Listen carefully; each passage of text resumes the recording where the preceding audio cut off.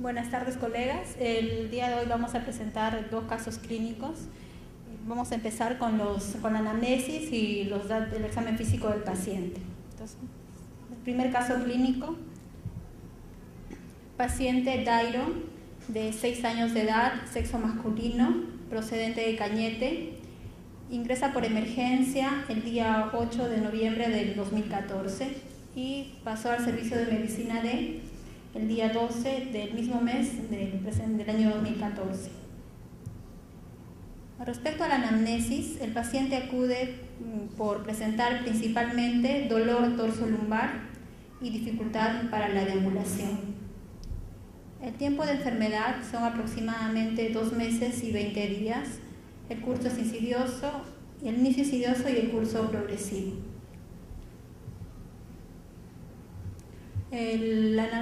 Respecto al relato, empieza, como les mencionaba, con 2 meses, 20 días antes de su ingreso. El cuadro inicia con una caída de escaleras, aproximadamente 1,5 metros, en el cual sufre una contusión dorsolumbar y en miembro inferior derecho, a predominio de tobillo. Posterior a ello ha presentado dolor intermitente, según lo que refiere la historia clínica, predominio nocturno, que ocasionalmente le dificulta la deambulación. El cuadro clínico persiste y hay incremento de la intensidad 25 días antes de su ingreso, por lo que el paciente acude al hospital de Cañete, donde le realizan una radiografía de columna y de miembros inferiores, en lo cual le encuentran aparentemente normal, sin ninguna alteración, por lo que le indican el alta con analgésicos tópicos.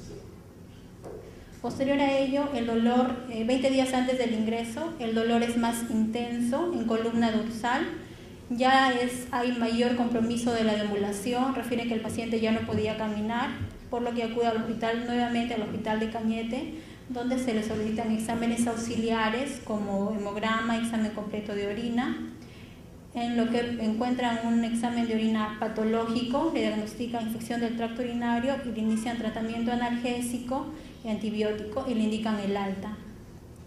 8 días antes de su ingreso el dolor persiste, la dificultad para deambular es mayor, por lo que acude a la clínica del instituto, donde le solicitan una resonancia magnética el día 31 de noviembre del 2014, donde encuentra una fractura de D5 a D8, por lo que es hospitalizado en la clínica por 8 días aproximadamente, del día 2 al día 8. En la hospitalización el cuadro persiste, el dolor persiste y para ampliar estudios ingresa por emergencia, donde se decide su hospitalización y su posterior pase a medicina. Respecto a los antecedentes, los antecedentes prenatales, la madre tuvo 6 controles, preeclampsia severa, ninguna otra infección. A los natales fue un parto producto de una cesárea por preeclampsia severa, peso al nacer 3.700, llanto inmediato y alta de alojamiento conjunto. Los postnatales, dentro de lo normal, desarrollo psicomotor normal, vacunas completas, la única pendiente era la influenza.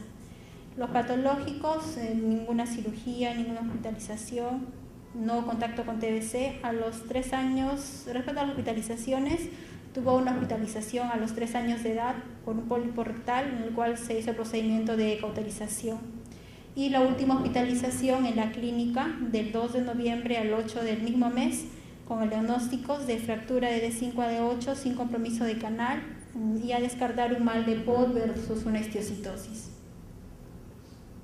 Respecto al examen clínico, la hospitalización en medicina D es el que se muestra. Sus funciones vitales: frecuencia cardíaca de 100, frecuencia respiratoria 24, temperatura 36,8, satura 98%. El paciente luce despierto, con ventilación espontánea en el cúbito dorsal pasivo, refiere que no podía movilizar la columna. La piel tibia, elástica, hidratada, llenado capilar menos de 2 segundos. Se observa una palidez moderada, 2 de 3 cruces. No se evidencia petequias, no equimosis, no hay cianosis, no edemas, mucosa oral húmeda. Respecto a tórax cardiovascular, aparentemente dentro de los límites normales. El abdomen es plano, simétrico, ruidos hidroides presentes.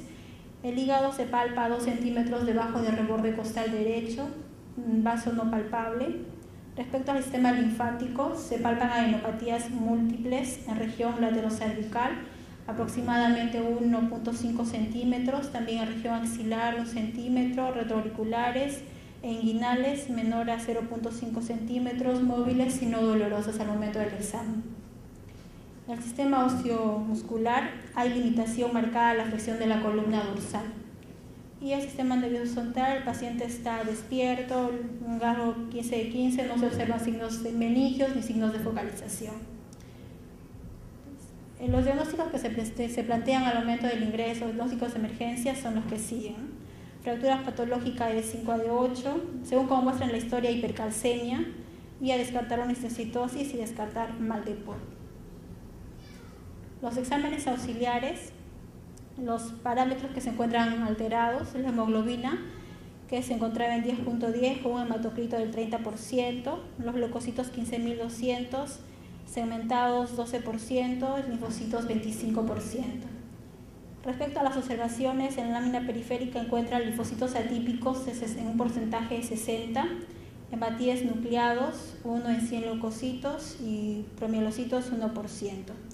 La velocidad de sedimentación glomerular en 43 y el PCR 0.87. Otros exámenes, dentro de lo normal, único el calcio, que se encuentra incrementado en 13.5 miligramos por decilitro, la LDH en 484. Y bueno, luego ya le solicitan exámenes de apoyo al diagnóstico como lo que son de imágenes. Y continúan con la ecografía y los demás exámenes.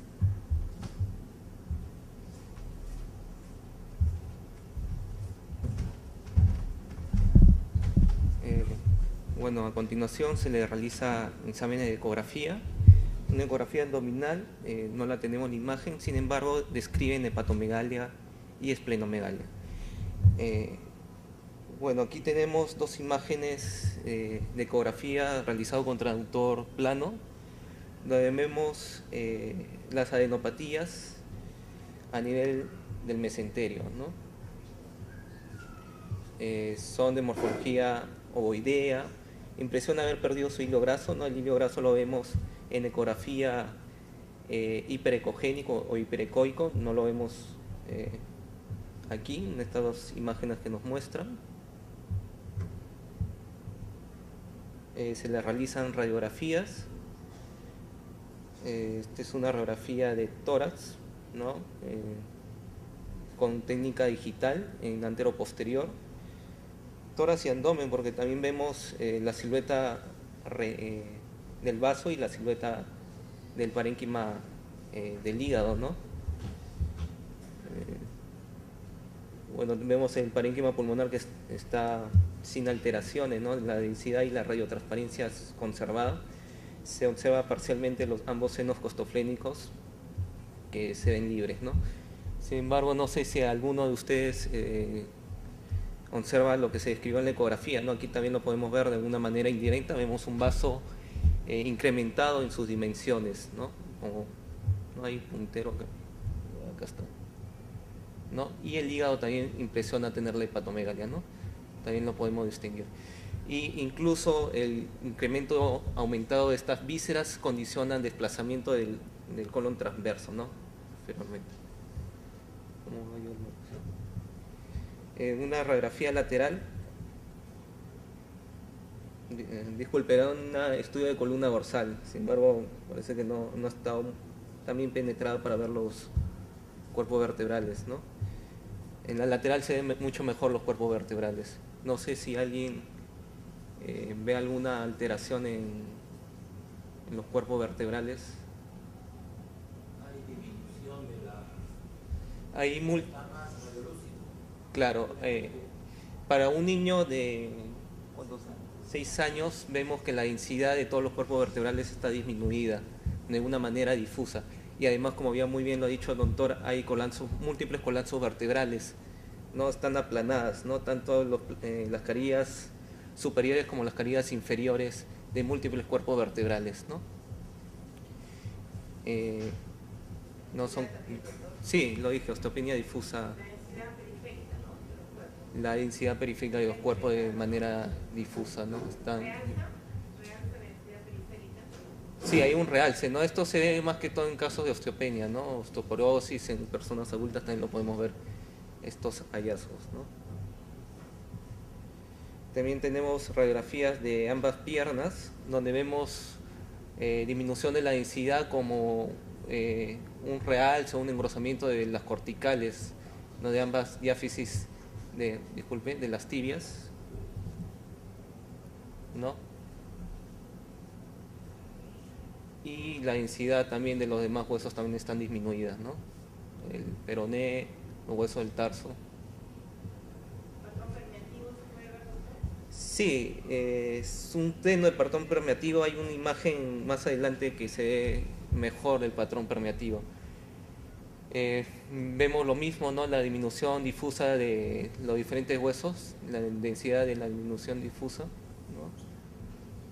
Está disminuido. Y tenemos múltiples imágenes puntiformes, más radiolúcidas, en patrón permeativo, le dicen algunos, que es como aquí se ven muy bien en las ramas isquiopubianas inferiores, ¿no? Algo también llamativo que vemos aquí como hallazgo adicional es que a nivel de la metáfisis distales de ambos fémures, aparte de todo lo dicho, vemos unas líneas radiolúcidas tenues, transversas. Esos son muy sugerentes de alguna patología que supongo que la discutirán luego, ¿no? Se le realizan tomografía, estudio de tomografía.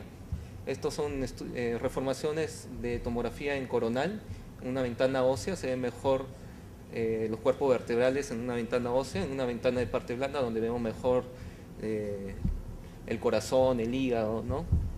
Estructura de retroperitoneo, discos intervertebrales, los cuerpos vertebrales, que ya lo mismo que hemos evidenciado en la radiografía de columna, lo vemos aquí, pero con una mejor definición, ¿no?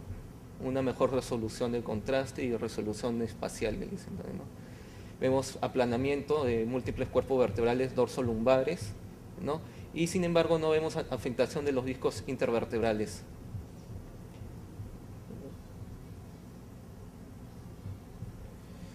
Tomografía sin contraste a nivel cervical y de tórax, donde vemos aquí lo que llama la atención es los ganglios, ¿no? Múltiples adenopatías cervicales, el triángulo posterior cervical, también vemos a nivel de la cadena yugulodigástrica también.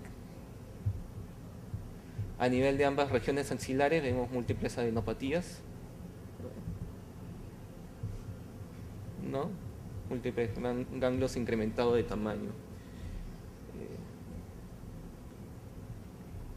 La hepatoesplenomegalia, que ya hemos visto, no vemos lesiones focales, sin embargo es una tomografía sin contraste, ¿no? Para ver si hay lesiones focales sería lo recomendable es, poner contraste, ¿no?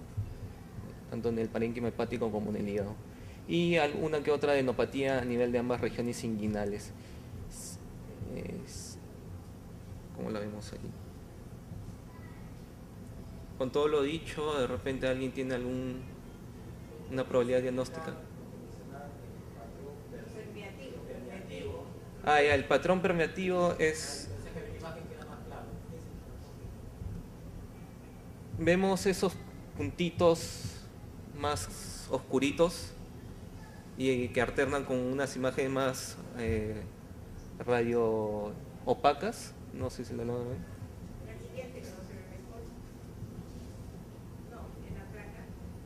Aquí también se ve. Lo que interesa ahí observar es cómo, por ejemplo, los contornos de la parte superior del cuello en acá, cuello derecho, ahí cuello, el fémur, cuello derecho, la parte externa del cuello, con esa línea.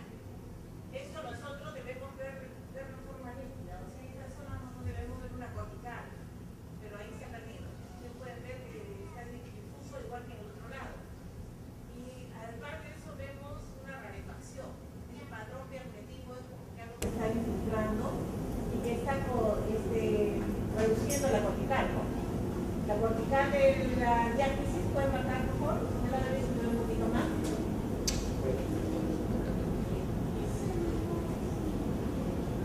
Ahí la diálisis proximal del fémur, se ve, diálisis por abajo, ahí, se ve que se ha adelgazado. Entonces podemos pensar que algo está dentro de la médula. O sea, algo está infiltrando, algo está llenando ese espacio con un depósito, ¿no? Entonces eso puede ya estar sucediendo a una lesión, ¿no?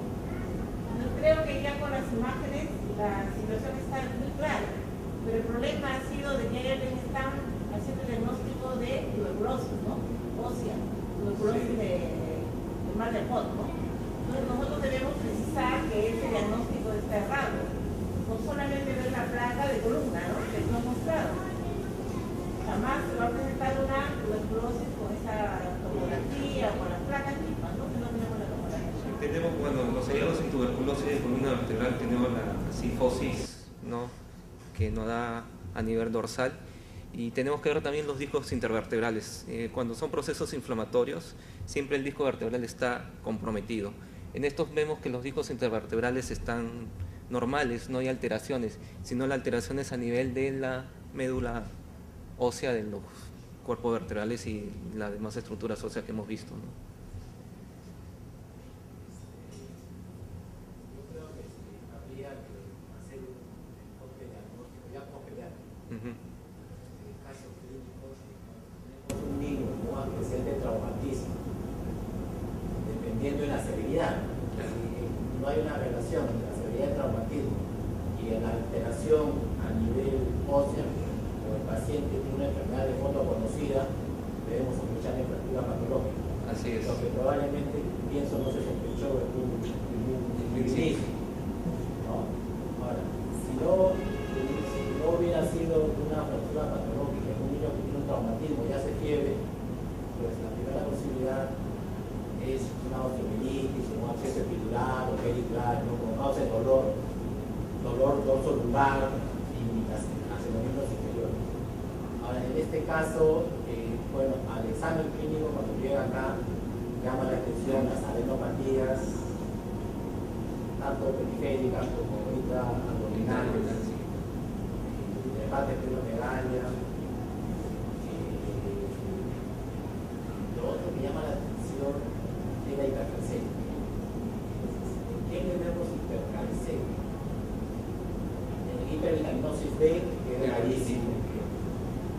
Lo vemos en pacientes con contracción prolongada,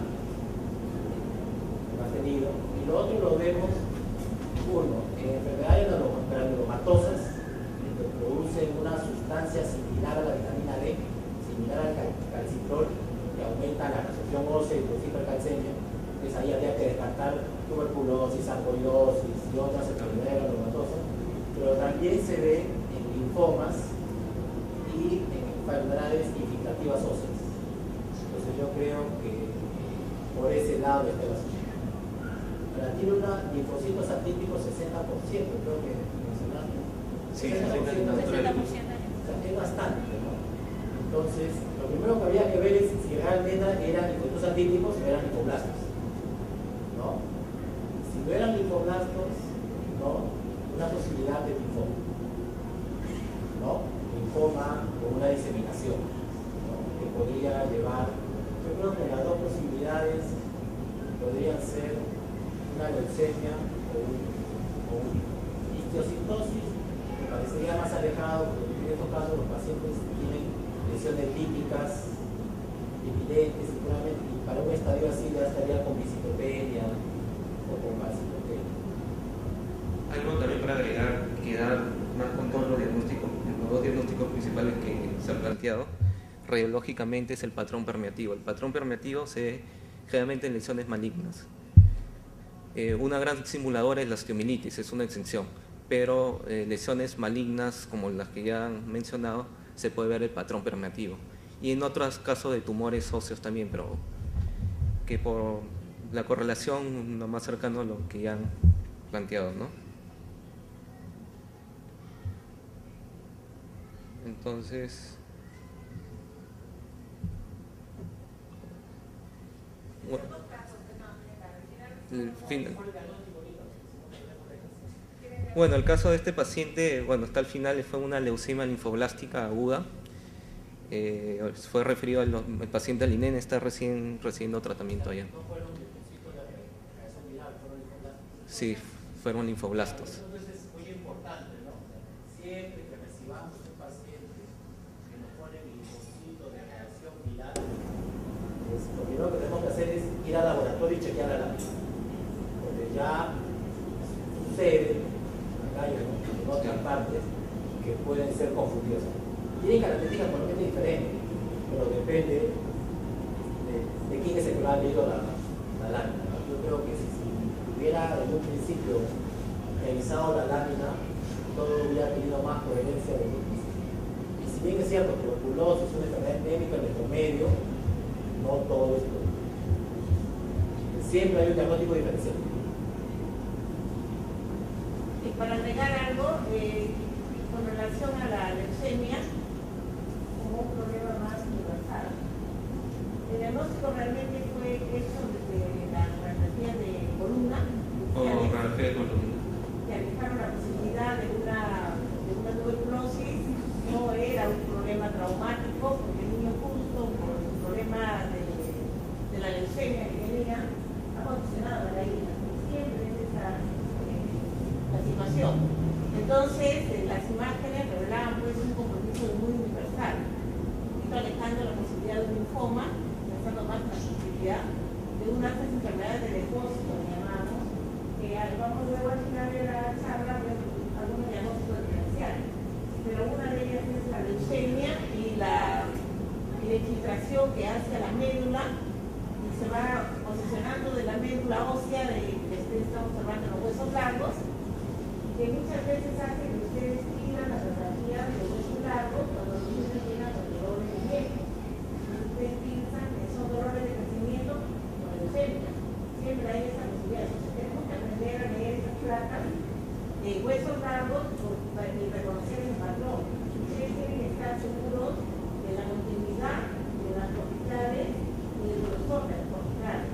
Hay algunas corticales que son más gruesas, como la región anterior de la tibia se ve muy gruesa en la incidencia lateral. Entonces tiene que valorar esa relación, que ahí también usamos un término que mucho lo empleamos en ecografía, la relación córnico-medular. Es el mismo término que se usa para ver el riñón de los niños. Entonces ahí también tenemos que conocer esa relación córnico-medular.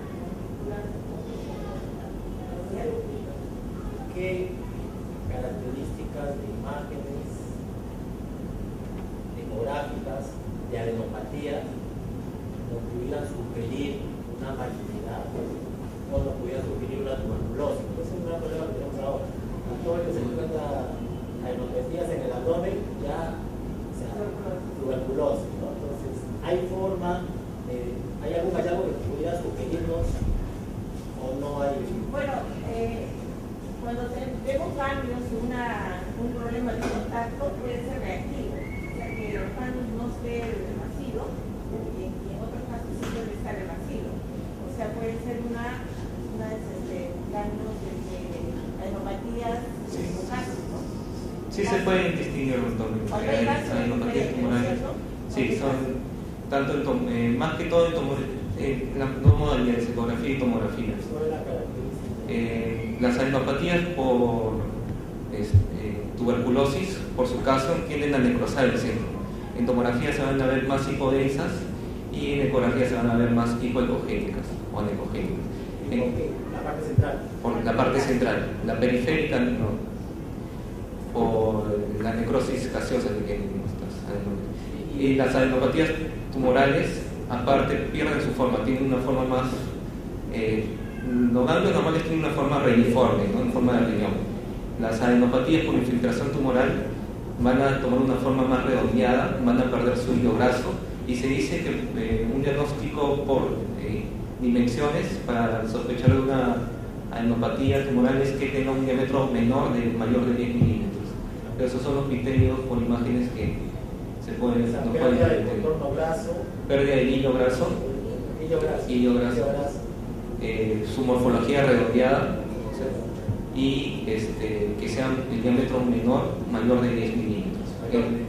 En la mayoría, salvo las regiones inguinales, que son mayores de 15 milímetros. Y el índice de resistencia también. El índice de resistencia también va a estar aumentado Eso es en el estudio Doppler. en el estudio Doppler. O sea, hay más resistencia cuando es algo maligno. O sea, aumenta la resistencia a un problema inflamatorio es más o menos 0,6. Ya cuando el índice se va a 0,7, 0,8, ya dice que un poco es un dato inespecífico. No, pero ya puede tiene que llegar. ya Pero lo que mucho tenemos que sacar son las neuropatías reactivas. Eso hay que tener cuidado que eso no tiene caso. Sí. Eso es el grupo de los sectores. ¿Ya?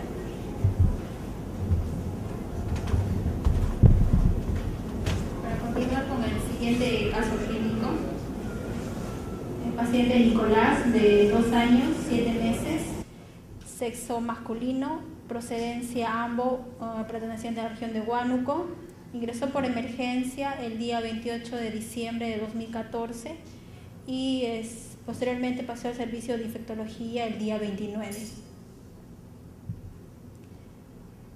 Respecto a los signos y síntomas principales, el paciente acude por fiebre y poliartralgias. El tiempo de enfermedad aproximadamente 1 mes, el inicio insidioso, curso progresivo. Respecto a la historia clínica, el relato empieza 1 mes antes de su ingreso, que el paciente presenta fiebre, aproximadamente 38 grados, asociado a síntomas respiratorios altos como tos seca, rinorrea, estornudos. La fiebre persiste, es intermitente. La madre refiere que cada 2, cada 3 días hace fiebre a predominio nocturno, alcanzando 38 39 grados.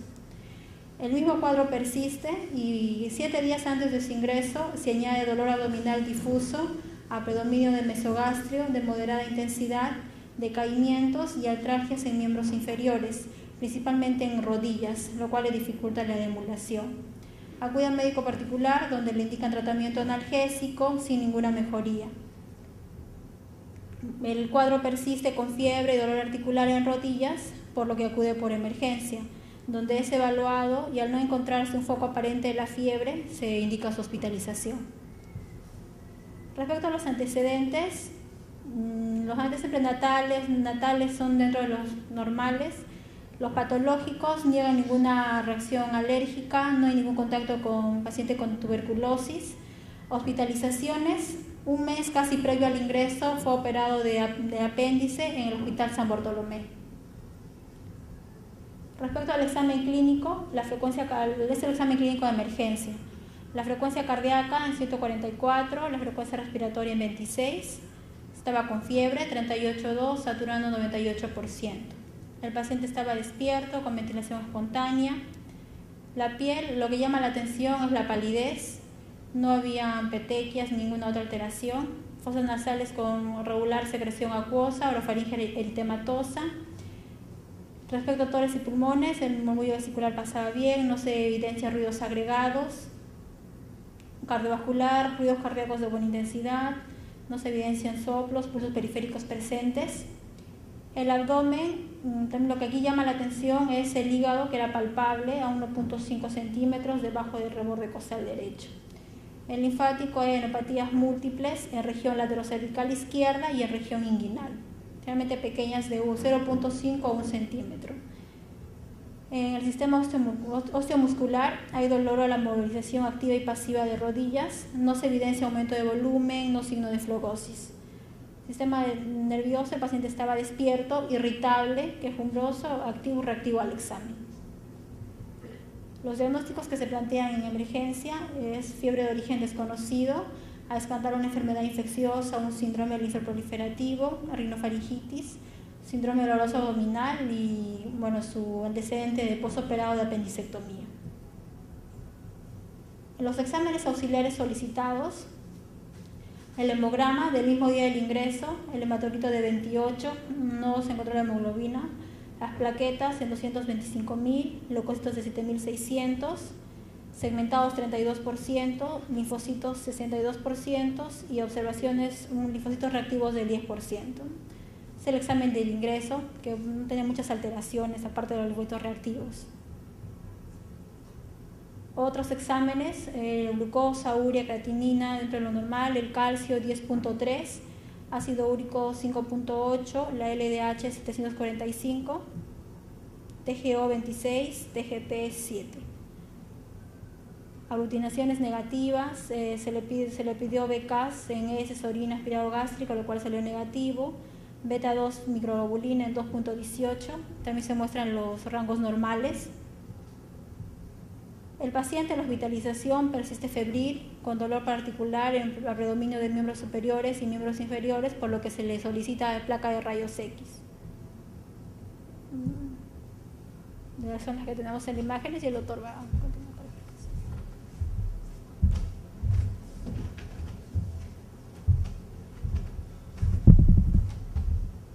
Bueno, acá tenemos una radiografía de brazo izquierdo en incidencia frontal. No sé si alguien quiere intervenir, de repente ve algo. O continúo con la explicación. Ahí tenemos otra también, otra incidencia.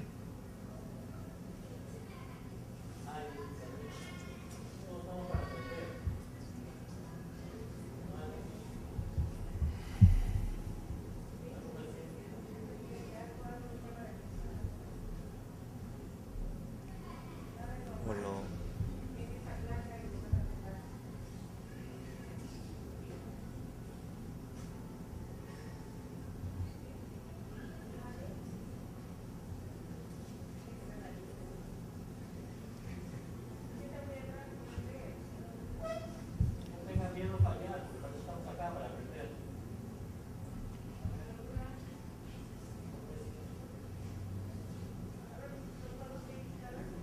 El doctor creo que levantó la mano.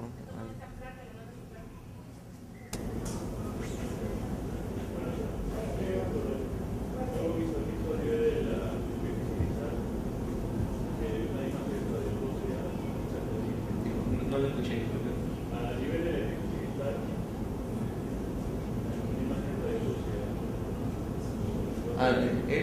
¿Ya? ¿Algo más?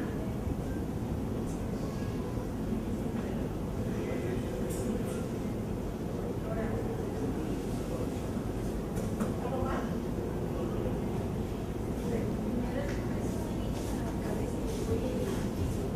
Fuerte, doctora, por favor. ¿Qué le parece? Mayor diámetro en la metástasis. Esa zona, donde la diálisis se ensancha, se llama la metástasis. Ajá. Algo más de esa zona, porque por ahí está el sistema de pérdida de la cortical. ¿Una qué? Pérdida de la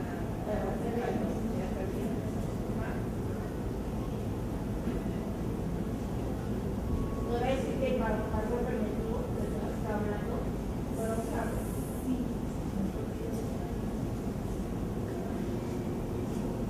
No hay que estar para que haya sí, pero hay algo muy específico ahí, eso no se marcado. A ver, O de repente la otra incidencia del cual iba. a ver, la otra incidencia no veo. La anterior. La parte interna, doctor, algo, una zona interna, cerca al tórax, por ahí. No, la parte interna del útero.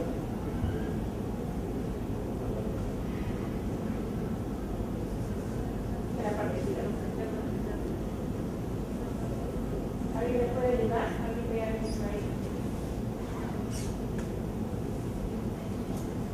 Bueno, como ya acaba de mencionar la doctora, el problema está al nivel de la unión de la metáfisis con la diáfisis proximal del húmero izquierdo, ¿no? Vemos que la cortical también está adelgazada, hay una disrupción a dicho nivel, como si fuera una fractura de tipo patológico, ¿no? En tallo verde. Lo que señaló el doctor, esto es normal, es la fosa olecranial del húmero, ¿no? Se llama sumación de imagen. Sí, es una sumación de imagen, lo pueden distinguir. Ahí también lo vemos, más o menos, hay un cierto patrón permeativo también, como ya se había mencionado en el anterior caso, ¿no? También tenemos una radiografía de abdomen de pie. ¿A alguien le llama la atención algo sobre esta placa?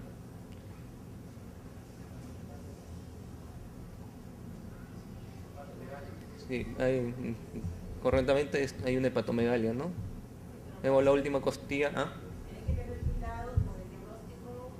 Si está, es una placa de pie, no se guíen por lo que le ponen, porque a veces no lo ponen, sino por la burbuja de aire que es el fondo gástrico que se acerca al diafragma. Y cuando se toma la placa hiperestación, generalmente lo que vamos a ver son niveles patológicos o normales, con los niveles o el aire libre. Hay que tener cuidado con la valoración de visceromegalia en una placa de pie. La valoración de visceromegalia la hacemos fundamentalmente en una placa de cúbito, como todo está en su sitio. Entonces, cuando ustedes quieren valorar un cálculo o los contornos de una masa o visceromegalia, tengan cuidado que debe ser en decúbito. Y ustedes ya saben la clave para reconocer si la placa es de cúbito de pie. No esperen que les pongan la marca ahí, no el icono de pie, porque cuando está en el cúbito se ve el aire en el ámbito. Creo que tiene otra.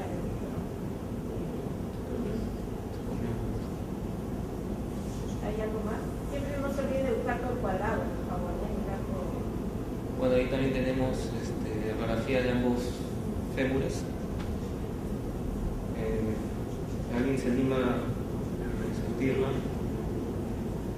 Se ve muy quemada por esa imagen.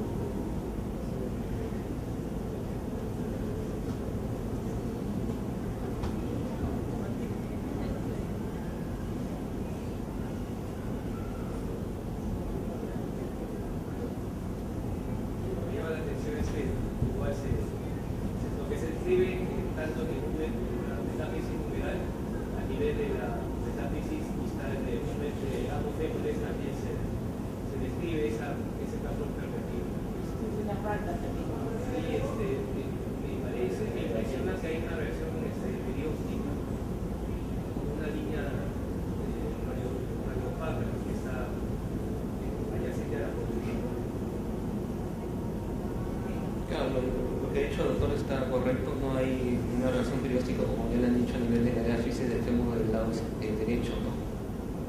Es continua, es laminar, ¿no? Y aparte lo que han dicho ahí, el patrón permitido, ¿no? Múltiples lesiones con patrón permitido en ambas metáfisis de ambos fémures, aplomio del lado izquierdo, y si la ven bien está, bueno, acá se ve, en la imagen casi no se ve, hay una solución de continuidad a dicho nivel también. Bueno, se le realizaron exámenes auxiliares, hemograma el día 5 de enero de 2015, donde encuentran una hemoglobina de 7.05, un hematocrito de 23%, plaquetas 141.000, leucocitos 7.660, segmentados 7%, linfocitos 49%, conservaciones de linfocitos atípicos en un 3% y la presencia de blastos en un 39%. Una velocidad de segmentación de 65 mililitros por litro y un PCR de 0.87. La revisión de lámina periférica mostró presencia de glóbulos rojos nucleados en un 2%, hipoplomía una cruz, microcitosis una cruz, anisocitosis una cruz. Leucocitosis, blastos en un 39%, linfocitos atípicos en un 3%, plaquetas un recuento disminuido. Posibilidades diagnósticas creo que ya están dichas, ¿no? Hacer hincapié siempre que hay informes de linfocitos atípicos o linfocitos viral, hay que buscar qué hay detrás de eso y no hay que sospechar que es un cuadro viral. En segundo lugar, ustedes vean glóbulos rojos nucleados en la lámina periférica sin presencia de reticulocitos, la médula está solidificada, porque no están saliendo por maduración, sino están siendo expulsados por ocupación de la médula, ¿no? Entonces es otro aspecto importante que hay que considerar. Si yo tengo glóbulos rojos nucleados y no hay reticulocitos, hay que pensar que hay infiltración. Bueno, en el diagnóstico final de ambos casos, el primer caso fue una leucemia linfoblástica aguda y el segundo una leucemia linfoblástica B aguda, estallido común.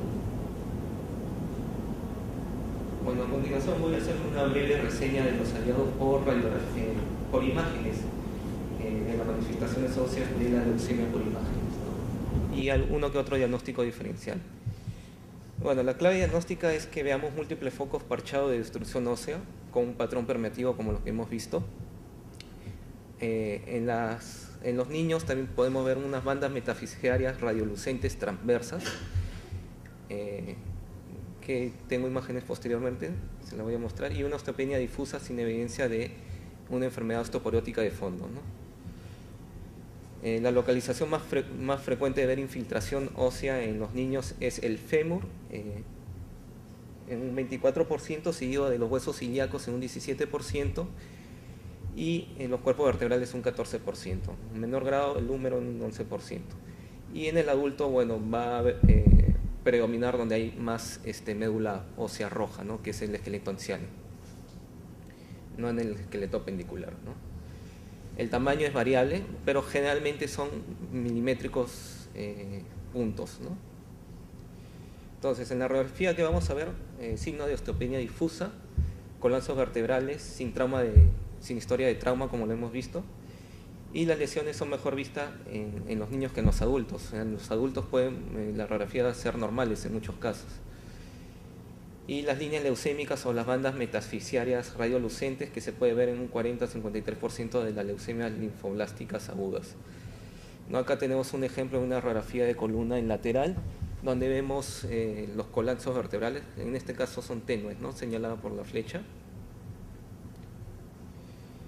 Y las bandas radiolucentes a nivel metafisiario de disposición transversa, ¿no? Que se ven en casos de leucemia linfoblástica aguda, ¿no? Podemos ver las lesiones líticas, predominantemente, como ya dije, patrón permeativo o un patrón geográfico. El patrón geográfico, más que todo, se ve en lesiones benignas y en los casos de histiocitosis. Es más que todo, no son puntitos, sino es una lesión grande como un sacabocados, ¿no? Es raro que veamos lesiones blásticas o mixtas. Cuando digo lesiones blásticas, que son lesiones de alta o radiopacas, ¿no? Y mixtas, que son radiopacas y radiolúcidas a la vez. Podemos ver periostitis de huesos largos en un 12 a 25%, como hemos visto en el paciente del segundo caso, donde vimos una región perióstica bilateral del fémur derecho. Lo estamos viendo, ¿no? Y las fracturas patológicas que también se pueden ver, y su localización típica son en la metáfisis y en la fisis, ¿no? Este es una radiografía en frontal del húmero, donde vemos una tenue reacción perióstica, ¿no? O periostitis, ¿no? Y abajo otro caso de una radiografía de rodilla, donde vemos las bandas radiolúcidas metafisiarias transversas, ¿no? Que también se ven en casos de leucemias, ¿no? En la tomografía, bueno, vamos a ver los mismos hallazgos que en las radiografías, pero con una mejor definición. En la resonancia magnética es algo distinto, ¿no? La infiltración ósea la vamos a ver en las secuencias potenciadas en T1 de baja señal o hipointensas, a veces isointensa, con respecto a la señal del músculo o al disco intravertebral, dependiendo del segmento en donde nos encontremos, ¿no? Van a cantar contraste, y en secuencias potenciadas en T2 generalmente son hiperintensas. Las secuencias que usamos son generalmente secuencias con saturación grasa, porque la grasa se ve de alta señal tanto en secuencias T1 como en secuencias T2, o una secuencia especial que es la secuencia STIR, que es como un T2 pero de adquisición más rápida, y no hay necesidad de saturar la grasa en esos casos, ¿no? Bueno, entonces una resonancia magnética de rodilla en secuencias potenciadas en T1. Aquí es mucho más fácil ver la infiltración ósea en un adulto que en un niño, porque el componente de médula grasa es mayor. Y como ya les dije, la grasa en las secuencias tanto en T1 como en T2 se ven de alta señal. Lo sano va a ser lo blanco y lo más oscuro es la infiltración ósea, ¿no? Tiene una infiltración en patrón permeativo, le dicen, ¿no? Puntitos, múltiples puntitos, ¿no? En T2, como ya le dije, son de alta señal, ¿no? Este es un T2 con saturación grasa. Vemos que la grasa del tejido celular subcutáneo es de baja señal, ¿no? Este es otro caso ya de más avanzado, ¿no? De un paciente con infiltración ósea, hipointensa en T1. Hipointensa en T1, la epífisis también está comprometida, ¿no? Como lo vamos a ver. Hiperintenso en T2, ¿no? Vemos que el líquido brilla, ¿no? Por eso es un T2, ¿no? Y en los cuerpos vertebrales vemos que hay marcada disminución aparte de los colapsos vertebrales, disminución de la intensidad de los cuerpos vertebrales, ¿no? Vemos que la señal normal de los cuerpos vertebrales tiene que ser similar al disco vertebral. Sin embargo, acá vemos que marcadamente está disminuida, ¿no? Y bueno, como diagnóstico diferenciales por imágenes, podemos tener una metástasis de sarcoma de Ewing. Generalmente son únicos, pero pueden metastasizar el sarcoma de Ewing o Ewing. Y bueno, vemos un patrón permeativo en la diáfisis de este hueso, tiene ranción perióstica, ¿no? Y tiene compromiso de partes blandas un poquito más, que no lo vamos a ver frecuentemente en las leucemias, ¿no? En este estudio de tomografía de membrana ósea vemos a nivel de la escápula un patrón permeativo con destrucción de la cortical también, ¿no? Otro paciente, una radiografía de pierna, donde vemos que a nivel del peroné proximal vemos una lesión lítica que destruye la cortical, me expande la cortical, ¿no? Y tiene también un patrón permeativo, ¿no? Vamos ahí. En resonancia magnética del mismo paciente se va a comportar igual que una leucemia, ¿no? Hipointenso o isointenso al músculo en T1, en T2 es hiperintenso, ¿no? Pero aquí el grado de compromiso de parte blanda es mayor, a diferencia de las leucemias. Y la localización frecuentemente de este tipo de tumores metáfiso diafisiario en huesos largos, ¿no? También el neuroblastoma también nos puede dar metástasis similares, ¿no? En este caso solamente consigo una imagen de una tomografía de cráneo, donde vemos múltiples lesiones líticas o con patrón permeativo a dicho nivel, ¿no? Que podría confundirse incluso también con una histiocytosis, ¿no? La histiocytosis de células Langerhans, que también nos puede dar colapsos vertebrales, como vemos aquí en esta radiografía de columna dorsal, el aplanamiento casi completo de C3, ¿no? Nos puede dar también imágenes muy similares a los casos antes discutidos. Y lo que les dije anteriormente, cuando afecta un hueso largo da un patrón geográfico. El patrón geográfico son generalmente así, ¿no? Los bordes pueden, dependiendo del estadio, pueden tener bordes esclerosados o no, como vemos aquí. Estas son lesiones más típicas de histiocytosis. Y por resonancia magnética vemos en secuencias potenciadas en T1 un colapso vertebral completo de L3, ¿no? Y una reconstrucción por tomografía también la vemos, ¿no? La histocitosis también nos puede dar lesiones parecidas, ¿no? Y el linfoma óseo multifocal, que también lo podemos ver, que afectan los huesos, tiene el patrón permeativo. Sin embargo, aquí tiene la particularidad que nos engrosa la cortical, a diferencia de la leucemia, que no va a realizar eso, ¿no? Patrón permeativo, hay áreas de secuestro también en este caso. Aquí destruye la cortical, no es tan típico que nos destruye la cortical,